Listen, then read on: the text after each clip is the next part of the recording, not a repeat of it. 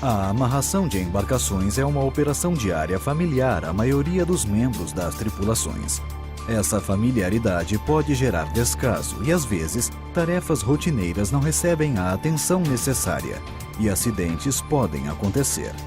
Alguns deles muito sérios. Deixe-nos mostrar o que queremos dizer.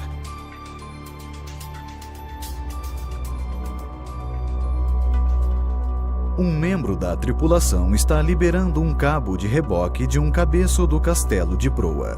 O cabo parecia estar frouxo o bastante para liberar a alça, mas, ao tentar levantá-la do cabeço, uma vaga repentina empurrou o navio para trás. Tensionou o cabo novamente, prendendo os dedos de sua mão esquerda entre o cabo e o cabeço. O capitão reagiu rapidamente e moveu o navio para frente. O cabo afrouxou e o homem conseguiu liberar sua mão. Mas perdeu a unha do dedo médio e 2 outros dedos ficaram inchados. Devemos aprender com todos os acidentes. Isso serviu para lembrar que as avaliações de risco devem considerar as condições de tempo e do mar e que o uso de técnicas náuticas é essencial. Neste caso, a tensão poderia ter sido removida usando-se um cilindro de arqueamento ou de mordentes.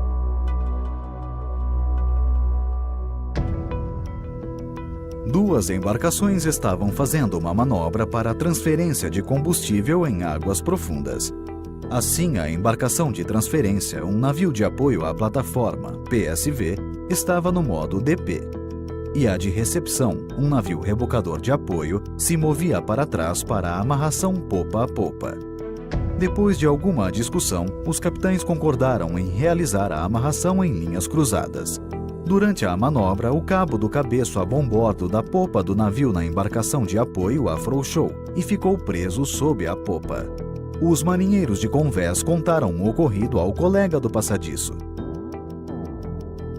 que disse a eles para se inclinarem sobre a borda falsa para ver o que havia de errado. Mas assim que o fizeram, o cabo foi esticado e escorregou para cima, atingindo-os na cabeça e derrubando-os no convés. Eles se levantaram imediatamente, mas ao caminhar de volta às suas posições, um deles, atordoado pelo impacto, caiu outra vez. Os 2 foram examinados pelo médico do navio sonda próximo e nenhum deles sofreu ferimentos graves. Se não estivessem usando os EPIs corretos, poderiam estar com problemas graves. Então, qual foi a causa do incidente? Talvez o incidente pudesse ter sido evitado se os navios estivessem amarrados em paralelo. E se o trabalho tivesse sido preparado adequadamente, eles teriam realizado uma análise de riscos da tarefa, JSA, para decidirem a melhor forma da amarração. O gerenciamento de riscos detalhado teria identificado os perigos e os marinheiros não teriam sido orientados a debruçar sobre a borda falsa ao alcance do cabo. Mais riscos foram criados por vários sacos espalhados sobre o convés, restringindo o espaço disponível. Por fim, os capitães não supervisionaram nem gerenciaram o trabalho adequadamente. Da mesma forma que nenhum dos envolvidos usou sua autoridade de interrupção de tarefa. Uma balsa de carga foi amarrada a bombordo de uma balsa guindaste com um carreto e 2 cabos. À medida que a balsa foi carregada, o cabo do guincho deslizou para cima. Um membro da tripulação, ao passar de uma embarcação para a outra, deu um passo sobre o cabo.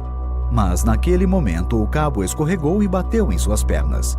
Ele caiu, mas se agarrou no corrimão e evitou a queda no vão entre as embarcações.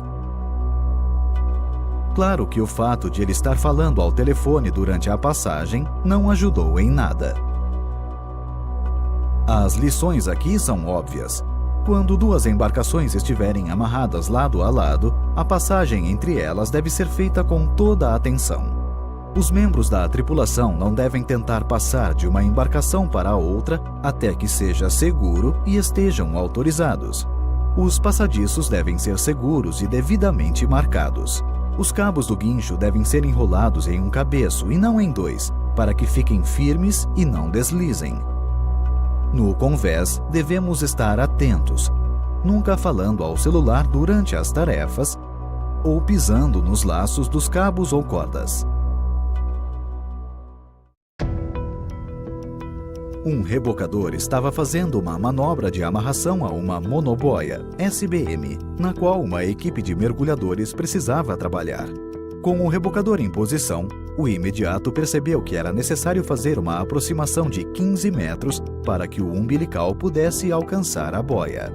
O imediato precisava colocar um mordente no cabo de amarração antes de fixar os cabeços, mas a disposição do sistema de amarração indicava que ele precisaria entrar em uma zona de ruptura. Quando começou a inserir o mordente, o cabo deslizou para fora do cabeço e o atingiu no peito. Ele foi empurrado para trás e para cima, caiu e bateu a cabeça no convés, fraturando o crânio, além de outras lesões. A embarcação retornou imediatamente ao porto e ele foi encaminhado ao hospital. A principal causa do acidente foi a disposição do sistema de amarração, que impede a realização da tarefa fora da zona de ruptura.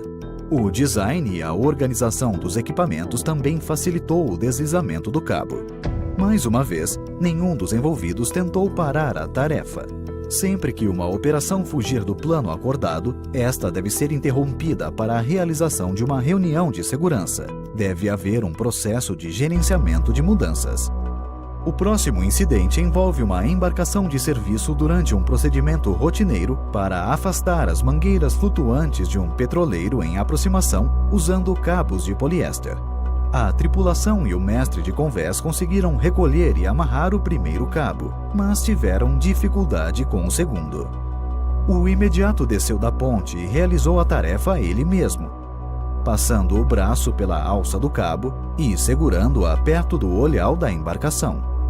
De repente, uma vaga provocou o tensionamento do cabo e sua mão direita ficou presa contra a borda do olhal.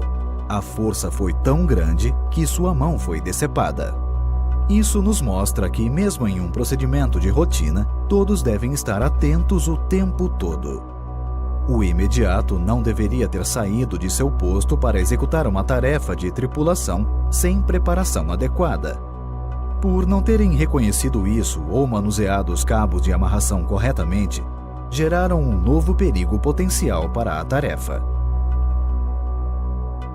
Ninguém interrompeu a tarefa, talvez por terem receio de desafiar a autoridade de um oficial. Nosso exemplo final teve um final realmente trágico. Duas embarcações realizavam manobras de amarração. Uma se dirigia ao local de trabalho usando um cabo de amarração e um guincho. O cabo foi afrouxado, mas o ângulo entre as duas embarcações e a tensão aumentaram de tal forma que a corrente arrebentou na altura da conexão com a alça, ricocheteou pelo convés e atingiu o marinheiro com tanta força que ele morreu devido aos ferimentos. Vários fatores contribuíram para esta fatalidade. Primeiro, o marinheiro estava ao alcance da corrente arrebentada, portanto, em seu raio de ação. Segundo, a tensão de ruptura do equipamento foi subestimada e, por isso, não suportou a carga aplicada. Por fim, houve falha de comunicação entre os capitães, o operador do guincho e o marinheiro, além da falta de visibilidade dos cabos. Mais uma vez, era uma tarefa de rotina, e o incidente destaca a necessidade de vigilância constante, mesmo quando for uma tarefa trivial. Os tripulantes devem estar sempre cientes do risco de falhas em equipamentos, particularmente cordas e equipamentos de amarração e reboque. Planejamento. Até os procedimentos mais rotineiros exigem um planejamento meticuloso e discussões entre todos os envolvidos. Há avaliações de risco, controles e procedimentos, reuniões de segurança. São atividades vitais para identificar, eliminar, reduzir ou mitigar possíveis perigos. Todos devem saber quem comanda cada estação de amarração no convés e os membros da equipe devem ser capazes de ver e ouvi-los claramente. VHF, interfones, sinais de mão e comunicação verbal são formas normais de comunicação. A barreira linguística pode ser um problema, portanto, sinais e procedimentos de emergência devem ser entendidos e praticados por todos. Equipamento de proteção individual. Todos devem usar os EPIs corretos. Se não o fazem, não devem participar da equipe. Os requisitos básicos são macacão, botas de segurança, capacete de segurança, colete de alta visibilidade, luvas, óculos de segurança. E para os que trabalham no convés ou no cais, colete salva-vidas. Zonas perigosas. Marcações no convés podem ajudar a identificar zonas de ruptura e de esmagamento, mas todos devem estar atentos. O bom senso nos ajudará a evitar a maioria deles. E se você observar uma situação perigosa, sinalize para interromper a tarefa, pois a sua visão da operação pode ser diferente da de outros, e você pode ser o único a perceber o perigo. Perigos. Ficar no meio ou ao alcance do laço de um cabo é o mesmo que procurar um problema. Tome o cuidado de não pisar no laço de um cabo e esteja atento aos perigos de cabos de aço e de poliéster sob tensão. Não são só as cordas e correntes sob tensão que podem causar problemas. Óleo, gelo, pouca iluminação, corrimões laterais, grelhas, tempo ruim, mares agitados, todos podem gerar um novo perigo. Trabalhar com outros navios. Manobras de amarração normalmente envolvem rebocadores e pequenas embarcações. Não se esqueça, uma boa comunicação é essencial e você deve estar sempre consciente de como suas ações podem afetar a tripulação de outros navios. Navios são amarrados e liberados diariamente. É um procedimento tão familiar e padronizado que a tendência é tratá-lo com menos rigor do que outras manobras. Mas os exemplos apresentados ilustram que nunca deve ser tratado como um procedimento banal. O planejamento meticuloso, avaliações de risco, boa comunicação e a constante percepção do seu entorno podem auxiliá-lo a tornar a tarefa mais segura para todos. Muito obrigado pela atenção.